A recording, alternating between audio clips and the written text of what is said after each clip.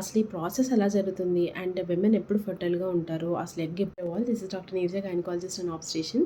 Today's topic of discussion is regarding natural conception. So this is the miniature structure of the vagina, cervix, uterus, tubes, ovaries and the ligaments. So ఎప్పుడైతే women menstrual సైకిల్లో ప్రతి menstrual సైకిల్లో కూడా number of eggs ఉన్నప్పటికీ ఓవరీలో only ఒకటి మాత్రమే dominate అయ్యి అక్కడి నుంచి ఒక ఎగ్ రిలీజ్ అవుతుంది. సమ్టైమ్స్ ఇది 2 ఎగ్స్ అవ్వచ్చు, అలాంటి టైంలో ట్విన్స్ అవుతారనమాట. సో ఆ ఎగ్ రిలీజ్ అయిన తర్వాత ఈ ఫిమ్రియల్ ఎండ్ ఆఫ్ ద ట్యూబ్ దాన్ని ఎగ్ని పికప్ చేసి అలా వెయిట్ చేస్తూ ఉంటుంది. ఆ టైంలో కనుక మీరు ఇంటర్కోర్స్ పార్టిసిపేట్ చేస్తే ఇక్కడ మీరు లాజ్ చేసిన స్పర్మ్ అనేది వెజైనాలో లాజ్ చేసిన స్పర్మ్ అనేది వెంటనే క్విక్గా అసెండ్ అయ్యి ట్యూబ్లో ఇక్కడ ఫర్టిలైజేషన్ జరుగుతుంది. ఇక్కడ జరిగిన తర్వాత ఇక్కడి నుంచి ఫామ్ అయిన పిండం అనేది వచ్చి యూట్రస్లో ఇంప్లాంట్ అవుతుంది.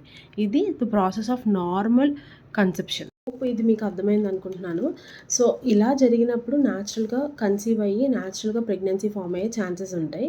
అలా కాకుండా ఒకవేళ మీకు ఎగ్ రిలీజ్ అవ్వడంలో ప్రాబ్లం ఉన్నా, స్పర్మ్ డిఫెక్ట్ ఉన్నా, ఆర్ఎల్స్ ట్యూబ్లో ప్రాబ్లం ఉన్నా, యూట్రస్ లైనింగ్లో ప్రాబ్లం ఉన్నా, ఓవరీలో ప్రాబ్లం ఉన్నా, ఎలాంటి సిచ్యువేషన్లో అయినా సరే కన్సెప్షన్ కోసం కొంచెం డిలే అవ్వే ఛాన్సెస్ ఉంటాయి.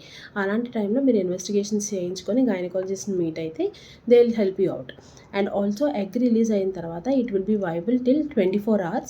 అండ్ ఒక్కసారి మీరు స్పర్మ్ రిలీజ్ చేశాక 3 to 5 days వరకు అది వైబుల్గా ఉంటుంది. సో ప్రెగ్నెన్సీ కోసం ప్లాన్ చేసుకునే యంగ్ కపుల్ ఎవరైతే ఉన్నారో make sure that every alternate day you participate in a sexual intercourse so that high chances of conception will be there. Any more doubts, please do comment down. I'll be more than happy to help.